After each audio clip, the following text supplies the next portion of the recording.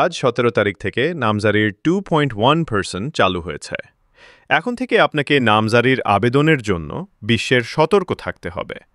ভুল করলে ভূমি সহকারী কর্মকর্তা সংশোধন করে দিতে পারত, কিন্তু নতুন নিয়মে এখন থেকে তিনি আর সংশোধন করে দিতে পারবে না। তাই আপনাকে বিশেষ সতর্ক হয়ে আবেদন ফর্ম পূরণ করতে হবে। আপনাদের সুবিধার জন্য আমি এখন একটি আবেদনের কিছু বিষয় দেখাচ্ছি। চলুন আমরা স্ক্রিনে দেখি।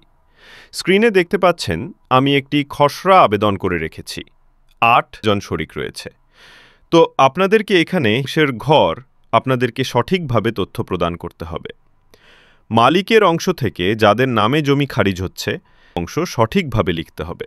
এখানে যদি ভুল হয় তাহলে আপনার আবেদনটি বাতিল হতে পারে। এরপর রয়েছে দলিল নাম্বার, খতিয়ান নাম্বার, দাগ নাম্বার এবং ওই দাগে খারিজ হচ্ছে তার অংশ ঠিক আছে কিনা। প্রয়োজনে আবেদনের আগে ভূমি অফিসে গিয়ে আপনার দাগ এবং খতিয়ান চেক করে আসবেন।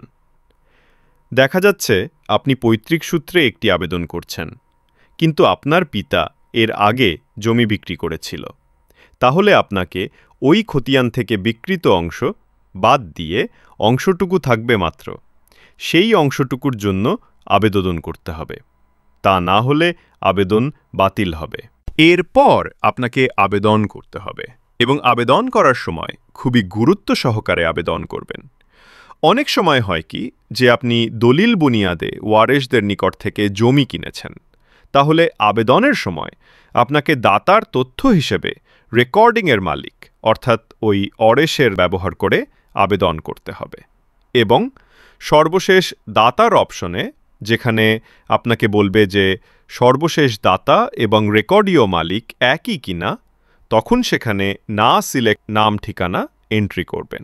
তারপর রয়েছে আবেদিত জমিতে সরকারি স্বার্থ আছে কিনা, সর্বশেষ ভূমি উন্নয়ন কর পরিশোধ কিনা, হোল্ডিং নাম্বার ঠিক আছে কিনা ইত্যাদি তথ্য ভালোভাবে যাচাই করবেন। আপনি যদি কোনো কম্পিউটার দোকানদার হয়ে থাকেন তাহলে আপনার কাছে আবেদন করতে আসলে অবশ্যই মালিকের হিসাব মিলানোর পর মালিককে বলবেন যে আপনার এই অংশ টোটাল জমি এতটুক আসছে।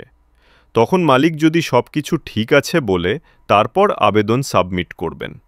মনে রাখবেন, আবেদনে ভুল করলে অযথা সময় এবং টাকা অপচয় হবে এবং আপনার নাম জারিটিয়ে আবেদন করতে হবে। এজন্য উপরোক্ত বিষয়গুলো গুরুত্ব সহকারে ফিল আপ করবেন।